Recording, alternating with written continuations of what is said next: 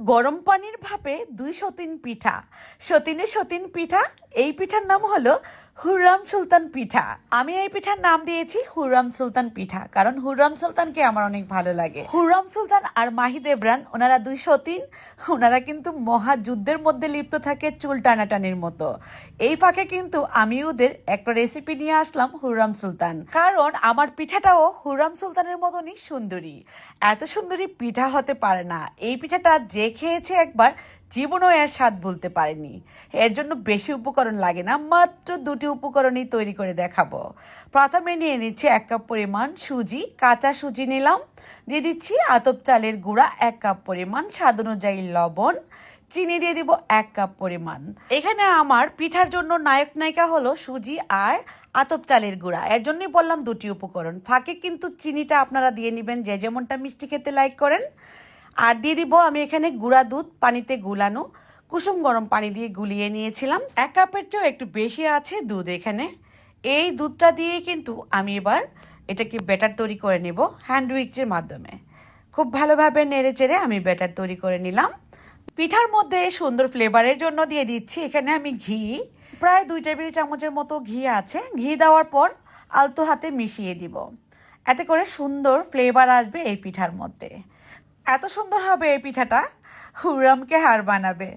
তো এখন আমি একটা পাত্র নিয়ে নিলাম, এখানে পাতিল। এই পাতিলের মধ্যে 1/2 লিটারের মতো পানি দিয়ে দিচ্ছি। চুলার আঁচটাকে আমি এখনও অন করিনি, তবে অন করে দিব এর মুখটাকে বন্ধ করে দিয়ে। এখানে আমি বাজার থেকে যে ব্যাগগুলো আনি আমরা পাতলা কাপড়ের, সেই ব্যাগ খুব ভালোভাবে ধুয়ে শুকিয়ে নিয়েছি। এই ব্যাগগুলো খুবই পাতলা হয়, সেজন্য আমি ডাবল করিয়ে দিলাম। যেমনটা আছে 2টা পাশে আমি কোনো রকম এই কাপড়টাকে মানে ছিঁড়ে নেই নাই, এভাবে ডাবলই দিয়ে দিলাম। দিয়ে আটসাট করে এবার একটা সুতলি দিয়ে বেঁধে দিব চতুর্পাড়ে। টাইট ফিট হলেই কিন্তু পিঠাটা সুন্দরভাবে বসবে। এখন আমি এই কাপড়ের উপর থেকে হালকা একটু হাতে এভাবে তেল নিয়ে মুছে মুছে দিব, এতে করে কি হবে, পিঠাটা সুন্দরভাবে উঠে আসবে। এখন আমি যে ব্যাটার তৈরি করে রেখেছিলাম আপনাদেরকে দেখাচ্ছি এর ঘনত্বটা। দুধ দেওয়ার কারণে কিন্তু একটু আঠালো ভাব আসবে, তাতে করে কোনো রকম সমস্যা নেই। এভাবে ঢেলে দিতে হবে। ব্যাগের উপর ঢেলে দিচ্ছি। চুলার আঁচ এই পর্যায়ে একদমই লো হিটে আছে, পানিটা গরম হয়ে গেছে। যখন চুলার হিটটাকে বাড়িয়ে দিব তখন দেখবেন যে উপর থেকে ভাপ উঠতে শুরু করেছে। এরপর আমি এর মধ্যে দিয়ে দিচ্ছি কুড়ানো ফ্রেশ নারিকেল। এখানে ফ্রেশ নারিকেলটা দিলেই কিন্তু খেতে ভালো লাগবে।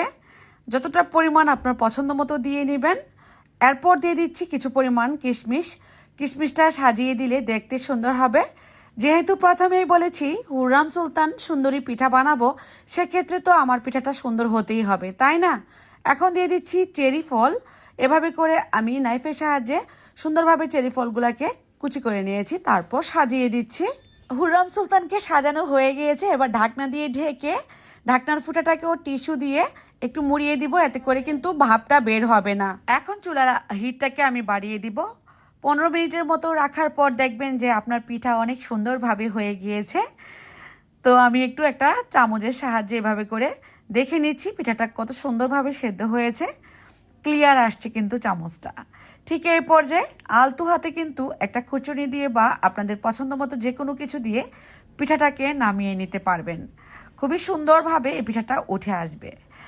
আমি তো আশা করব আমার আজকের এই হুররাম সুলতান সুন্দরী পিঠা ভালো লেগেছে। ভালো লাগলে বেশি বেশি করে শেয়ার করে দিবেন, যাতে করে সবাই এই পিঠাটা বানিয়ে খেতে পারে। ভাপা পিঠা যারা বানাতে পারেন না, ঝামেলা মনে করেন, তারা কিন্তু এমন করে ভাপা পিঠা বানিয়ে চটজলদি খেতে পারেন। আর এটার স্বাদ ভোলার মতন না।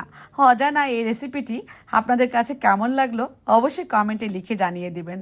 আর ভালো লাগলে আবারও বলবো বেশি বেশি শেয়ার করবেন। কতটা স্পঞ্জি হয়েছে এই পিঠাটা, মানে একদমই ভাপা পিঠা ফেল।